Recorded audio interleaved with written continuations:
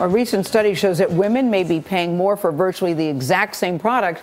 The New York City Department of Consumer Affairs revealed a big price gap after comparing nearly 800 items with clear male and female versions. The report is called From Cradle to Cane: The Cost of Being a Female Consumer. That research shows on average the women's version of the exact same product costs 7% more than the ones for the men. But price discrimination is not limited, it appears, to retail. Michelle Miller investigates the real cost to women. Just this, please. Last name? Have you been here before? CBS went undercover. One female producer and one male producer visited a handful of dry cleaners in New York City. They brought nearly identical 100% cotton button-down shirts in comparable sizes and requested the same service. Dry cleaner? Yes, please. Our female producer was charged at least twice as much in more than half the businesses visited. In one, she was charged $7.50, while her male counterpart just $2.85. At another, she paid $3 more. But it happens at more than just dry cleaners. The New York City study found differences in clothing like these jeans, personal care products like these razors, and toys like this scooter. Their research showed that women paid more than men for similar products 42% of the time. So what is this phenomenon of male-female pricing? Well, gender-based pricing has been around as a phenomenon or not for many, many years. Todd Marks, the senior project editor for Consumer Reports, has been researching this issue for years. You don't realize how badly you're getting ripped off or being taken advantage of as a woman because you've become so conditioned to pay more. Oh, it's a blouse. It's your shirt, right? Yes.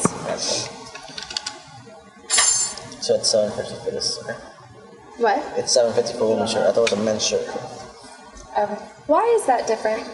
The machine and how we press it, that's the thing. It's these pressers used after clothing is dry clean. They are designed for men. But owner of Next Cleaners, Cam Safi, says it's not a justification. Having a shirt laundered and machine pressed does not exist for women's tops. Just for men? It's only for men. Because the shirts just don't fit. That's right. Because of that, women are getting penalized for that. While there is no federal law that bans this practice, gender price gouging for services is illegal in New York, Miami-Dade County, and California.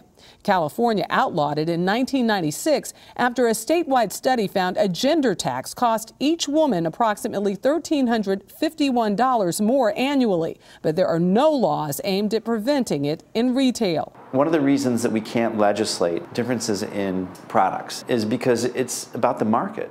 And there's a long supply chain, and we don't really know who's responsible for it.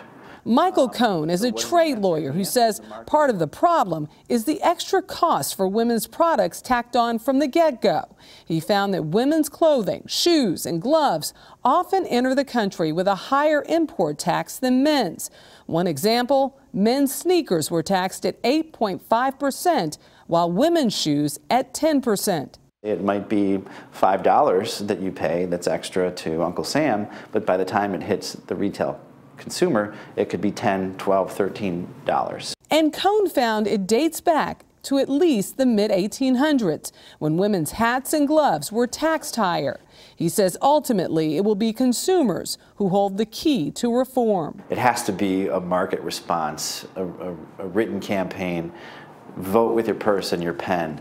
That's what's going to change it.